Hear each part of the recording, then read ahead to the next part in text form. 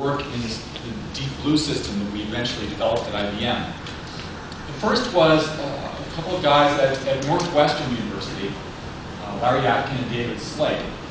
And they were usually following the conventional wisdom of the day, trying to make a very clever program that used rules and emulated human thought in the Simon and Newell style. And they were very frustrated because it was really difficult to make progress. They would play in tournaments against players, and it's very slow progress, but it wasn't doing very well. So they said, well, let's start from scratch as an experiment, and let's build a mind-numbingly stupid program that's really fast. And so the idea was they would look at all the possible moves as deeply as they could, get very simple evaluation, try and avoid any of these clever rules and knowledge that people seem to have, and just do what computers do best. That is, calculate.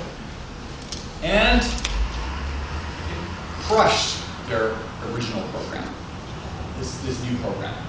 Even from a very early stage, when it was very, just new. So they knew they were onto something. And it turned out, they found out that the faster the machines they ran their program on, the better it was. And they went and played it in tournaments, and it was starting to do actually pretty well. It was the first expert level program when it was running on a supercomputer of the day in the late 70s. So we took some inspiration from that, the idea that it's really hard to emulate what people do. Sometimes it's just better, if you want to get the best possible performance, do what computers do best. The other inspiration for us was Joe Condon and Ken Thompson from Bell Labs. They built a machine called Bell, B-E-L-L-E. And their idea was, they observed what Slate and Atkin were doing, how their program was getting better and better as the machine got faster. And he noticed that conventional computers weren't particularly good for chess. They are good for floating point calculations and multiplying numbers together. But for the discrete kind of logic that happens in a chess game, calculating the moves and evaluating positions, he thought he could do a lot better if he built some special purpose hardware to do that. So he designed a machine, this machine Bell, and it became the first master level chess program. And there was a series of prizes that had been set out by Edward Fredkin out of MIT for the first master level program, first grandmaster level program, and then the first world champion level. So Ken and Joe both had Bell qualify and win for that first prize. They became the first master level program. So the two insights: do what computers do best, special purpose hardware. What we started working on is a group of us that were graduate students at Carnegie Mellon in the 80s. I started in 81, and my friends and colleagues started in 82. And in our spare time, while we were passing qualifiers and working on our thesis, we also scraped together some spare parts and built a chess machine.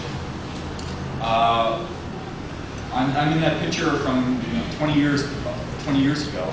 My colleague Feng Cheng Xu was a hardware designer, and he had some really interesting insights as to how to make the Ken Thompson design much more efficient. And so he squeezed the whole move generator part. So a critical part of a chess program is being able to generate all the legal chess moves. If you input a position, all the legal chess moves. It seems it's not that hard to do, to write the code, but to make it really fast is challenging. And he found a nice way to do that much more quickly. And so he squeezed that all down onto a single chip instead of a big printed circuit board. And then this printed circuit board here used those chips along with some other logic to carry out searches. And we first built a machine called Chip Test, and followed that with a machine called Deep Thought. Both of these machines were a level above all the other machines that were out there at the time, including ones running on Cray supercomputers. And in fact, by 1988, Deep Thought went and played in a large tournament on the West Coast, and ended up beating for the first time the Grandmaster in tournament play. And it actually finished tied for first in that tournament. So Grandmasters for the first time noticed that there was something, a machine playing up at their level, and we continued to play that machine for a couple of years, and it qualified for the Fredkin Grandmaster Prize. So while we were doing this, IBM noticed us and decided that they wanted to build the next generation of Deep Blue, Deep Thought, which eventually became known as Deep Blue. And so the group of us were hired in 1989 to come to IBM Research and build the next machine. It took quite a while. There's a long story on how we built the machine, and I'll tell you later on some of the technology behind it. First, I'll just tell you the story, what happened. Gary Kasparov is probably the world's best player ever. He was world champion for 15 years. He was the #1 player in the world for 20 years, until he retired a couple of years ago. And until this point, so he had noticed that we were making significant progress and challenged us to a match. So the first match took place in Philadelphia in 1996, organized incidentally by the ACM, who's sponsoring this talk. And was a 6-game regulation match. Each player had 3 whites and 3 blacks. And in the very first game, we were a little nervous going to this match because the machine had only finally come up and running 3 weeks before the match. And so we'd had somewhat limited time to test the system. And we knew that there were still bugs in there, but we just hoped they weren't too serious. Because there wasn't time to get rid of all of them.